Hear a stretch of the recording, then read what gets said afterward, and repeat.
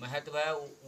पर्वत है ओम ओम का है, ओम का, ओम आकार का है। ओम प्राणव मंत्र है। दुनिया में ओम एक ही जगह है जो नर्मदा तट पे है। बाकी तीर्थ कई कई जगह बने हुए हैं, लेकिन ओमकार पूरे विश्व में एक है पूरा एक है जी, जो नर्मदा तट पे बना हुआ है। तो वो पर्वत की परिक्रमा भी होती है ना वो? जी हाँ, ओमकारेश्वर पर्वत की परिक्रमा होती है। जो व्यक्ति उस पर्वत का परिक्रमा करता है, आवागमन जीवन मोक्ष से हो जाता है, तो बहुत पुण्यात्मा होता है जो ओमकारेश्वर पर्वत की परिक्रमा करता है। अच्छा, क्या फल मिलता है पर्वत की परिक्रमा करने से? उसका जो जीवन के जितने द्वंद्व होते हैं, जितने उसके पाप दोष होते हैं, वो सब मोक्ष हो जाते हैं, उनके कट जाते हैं ओमकारेश्वर में। एक महीना ओमकारेश्वर में श्रावण के महीना रह के ओमकारेश्वर का वो परिक्रमा लगाने से व्यक्ति को बहुत भयंकर पुण्य मिलता है। हर साल श्रावण के महीना जाके ओमकारेश्वर कोई व्यक्ति वास करे और ओमकारेश्वर का प्रतिदिन परिक्रमा लगाए, उसको बहुत अच्छा फल मिलता है। लोग जाते हैं, जैसा काशी में जाकर एक महीना विश्वनाथ भगवान को जल चढ़ाने का फल मिलता है। वो ज्योतिर्लिंग ओमकारेश्वर में मुमलेश्वर, उनको प्रतिदिन दर्शन करना, ओमकारेश्वर को परिक्रमा करना, व्यक्ति बहुत भाग्यशाली, बहुत जिसका पुण्य पूर्व जन्म का होगा वही कर पाता है। जी, हर व्यक्ति वहाँ नहीं पहुँच पाएगा।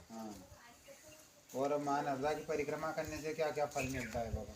जो नए वीडियो देख रहे हैं वो भी करने की सोच रहे हैं जी, तो उनको पता नहीं रहता कि क्या फल मिलता है और कौन कौन सी विधि है परिक्रमा माँ करते नर्मदा, समय, कौन सी बातों का ध्यान रखना माँ चाहिए? नर्मदा है शिव जी का पुत्री हैं। और शिव जी का पुत्री हैं, तो जो माँ नर्मदा जी की परिक्रमा करते हैं, जितना नर्मदा जी का कंकड़ है वो शंकर जी का रूप है। कहीं से भी मूर्ति लाओगे उसके प्राण प्रतिष्ठा कराना पड़ेगा। नर्मदा का एक भी कंकड़ उठाकर उसको पूजने लगोगे, उसके प्राण प्रतिष्ठा नहीं करना पड़ेगा, क्योंकि वो स्वयं प्रतिष्ठित होते हैं। और ओमकार जो ओम शब्द है वो प्राण मंत्र है, प्रणव मंत्र है। अच्छा जी, तो नर्मदा एक एक सांस में ओम का उच्चारण होता रहता है। और परिक्रमा वासी जब परिक्रमा करता है तो नर्मदे हर का उच्चारण करता है और नर्मदा जी का दर्शन करता है, तो व्यक्ति के जो प्राण हैं वो स्थिर हो जाते हैं और स्वतः उसकी भक्ति होती रहती है और उसको मोक्ष की प्राप्ति होती है। जो व्यक्ति परिक्रमा कहाँ से चालू करना चाहिए? परिक्रमा माता जी की चरणों तरफ से करना चाहिए। चरणों तरफ से चालू करके जो माता जी का जो होता है वो दाहिने हाथ पर माता जी पर है। तो पहले जो करते हैं तो गुजरात तरफ आते हैं, गुजरात तरफ से फिर अमरकंट तरफ जाते हैं। वो माई की जो नाभि पड़ती है वो हंडिया में पड़ती है नाभि। तो नाभि से जो अभी हम जा रहे हैं, और इधर अभी हम जा रहे हैं माता जी के जो चरणों तरफ जा रहे हैं लोग। अभी हम जो जा रहे हैं दक्षिण तट चल रहे हैं, दक्षिण तट पर हम जा रहे हैं। तो अभी समुद्र तरफ हम माता जी के चरणों तरफ जा रहे हैं। और इसके बाद में हम वो जाएंगे हंडिया पार करके जब जाएंगे तो माता जी के फिर वो जहाँ प्रादुर्भाव जन्म हुआ है, जन्म स्थली अमरकंट तरफ जाएंगे। अमरकंटक से होते हुए वापस ओमकारेश्वर आएंगे। हाँ जी।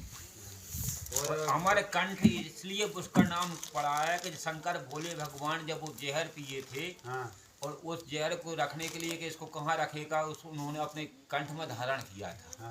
तो जो व्यक्ति सद्विचार ईश्वर नाम का उच्चारण या ओम का उच्चारण अपने कंठ में धारण करता है वो तो अमरकंठ कहलाता है। इसलिए उसका नाम अमरकंठ है। हमारी नर्मदा शिव जी के कंठ से ही उनकी जो पुत्री हैं मानसिक रूपी जो मन से ही उत्पन्न हुई हैं, तो शिव जी की पुत्री नर्मदा है। गंगा जी में यदि आप एक महीना स्नान करोगे या पुण्य मिलेगा, और हमारी नर्मदा जी का दूर से ही दर्शन कर लोगे तो व्यक्ति के कई जन्म कोट जन्म के पाप एकदम छिन्न हो जाते हैं और उसका उद्धार हो जाता है दर्शन मात्र से। जी, दर्शन मात्र से, केवल दर्शन मात्र से।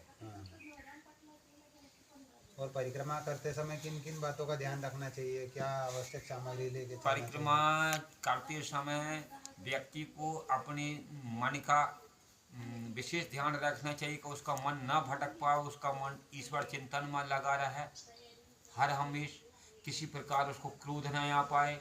नर्मदा परिक्रमा में कोई मुँह से झूठ शब्द न निकल पाए, कोई अनाचार न हो पाए, कोई जीवधारी हमारे पैर से क्षतिग्रस्त ना हो पाए, कोई हमारे द्वारा प्राण किसी जीविका के ना निकले, इन चीज़ का विशेष ध्यान रखना चाहिए।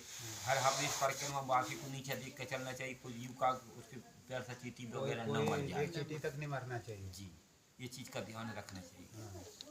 और पैदल का संकल्प लिया तो पैदल ही करना पड़ता है, पैदल परिक्रमा करते थे जब कच्चे रास्ता थे, नंगे पैर करते थे। अब रोड बनने के कारण से कंकड़ी वगैरह है तो पैर खराब हो जाते हैं, तो लोग जूता चप्पल पहनते हैं।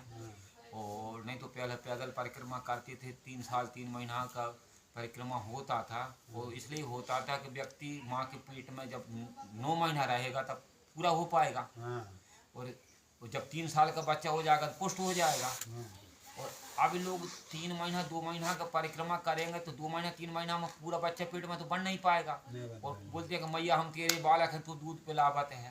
तो मैया के बालक बनने के लिए माँ के पेट में 9 महीना तो रहना ही पड़ेगा। जो व्यक्ति परिक्रमा कर रहा है उसको ये संकल्प करके आना चाहिए कि माँ की गोद में मैं 9 महीना तो रहूँगा, ये संकल्प करने का है। जब 9 महीना रहेगा तभी तो भैया पूरा बच्चा बन के बाहर निकलेगा। और 3 साल और 3 महीना वो रह गया माँ के गोद में, माँ का जो अमृत पान कर लिया, वो व्यक्ति संसार में कहीं किसी प्रकार के दुख द्वंद्वों से दूर रहेगा, उसको कोई कष्ट नहीं पकड़ पाएगा। कल युग में उसको बहुत बड़ी शक्ति मिल जाएगी। ये प्रमाण हम आपको दे रहे हैं। कोई भी व्यक्ति कितना ही बड़ा बीमार हो और कहीं के घाट ले जाकर 3 साल नर्मदा जी का जल पीकर देख ले और उसका वो बीमारी उसका रोग दूर न हो जाए, तो उसका जिम्मेदारी मैं ले रहा हूँ। लेकिन प्रतिदिन उसको नर्मदा जी का जल पीना पड़ेगा। 3 साल